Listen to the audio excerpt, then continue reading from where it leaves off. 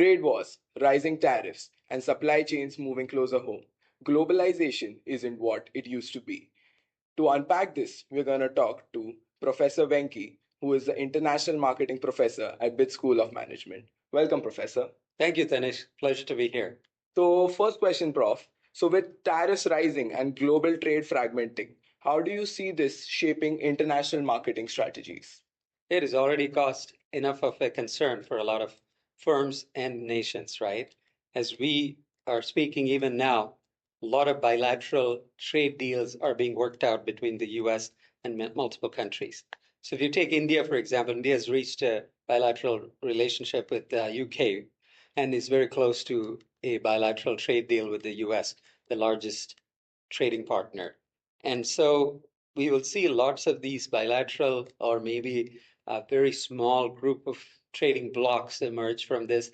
And what it means is that firms that used to operate very freely across the border, particularly global firms that used to have very seamless transportation of products and items, they'll have to rethink their strategies. Already you see automobile firms, for example, GM, Ford, all of them are seeing a huge hit on their profitability because they have to reshore or they have to bring back manufacturing to the US. So the same phenomenon is going to happen to a lot of firms, regardless of where they are headquartered, whether in India, Europe, North America, or other parts of Asia.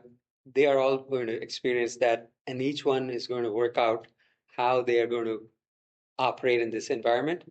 They'll also have to enhance and enforce their supply chains. So, because of this, are we going to see global brands ditch global consistency for more local stories?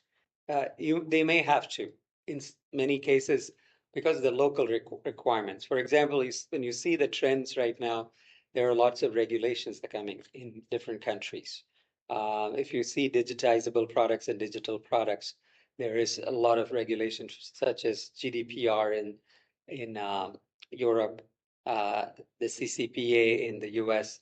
These are all privacy protection regulations.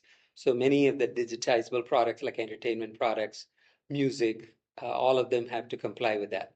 And you would also see cultural adaptation to a lot of local markets.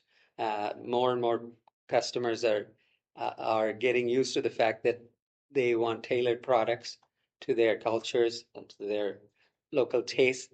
And as a result, many of the global companies that were marketing global products with global themes, they may have to re-examine and see how they can adapt to those changing needs and the cultures.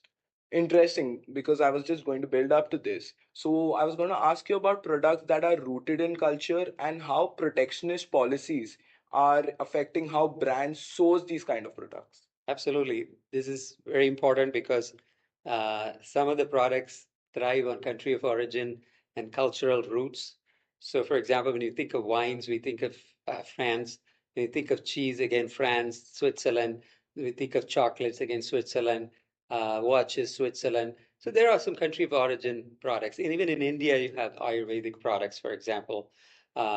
So sometimes when they have to travel and see global markets, they also have to see how they will play up in their local cultural context. Now, with the increasing demand for localization, many of them will have to start adapting. But at the same time, some products have universal appeal, right? So, for example, you talked about Ayurveda and yoga being a practice that's embraced globally.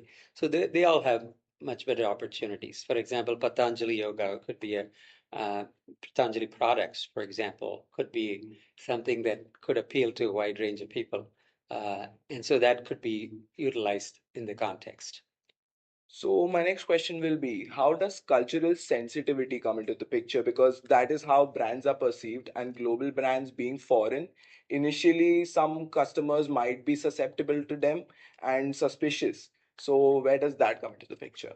Yeah, as you said before, Tanish, every firm that enters international markets or sizably expands its presence in international markets will have to deeply analyze the cultural sensitivities, cultural distance that their parent company or country of origin has with the country that they are talking about, and then target the right customers and be very adaptable to that. For example, food products. Food products are very culturally sensitive.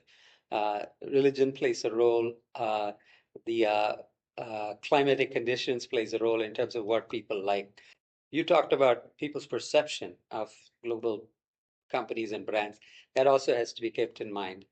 For example, ethical practices, sustainable practices.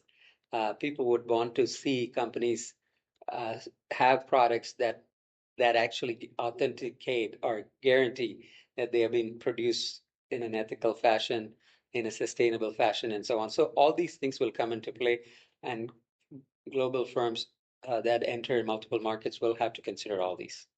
So, as I can gather from the discussion that we're having, that there is a very thin line between cultural appreciation and cultural appropriation. So, how do global brands navigate these lines? Yeah, you're right. It's becoming much more sensitive now because sometimes, now we talked about yoga, for example. Yoga is originated in India. So sometimes there are franchises, yoga clubs, and yoga gyms that offer that without actually giving due credit to the origin and so on. So in that case, some people might consider it as cultural appropriation, right?